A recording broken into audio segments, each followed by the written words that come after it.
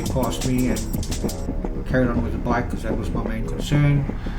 And at this point I started seeing smoke, as you can see there, and I quickly jumped off the bike and assessed the fire.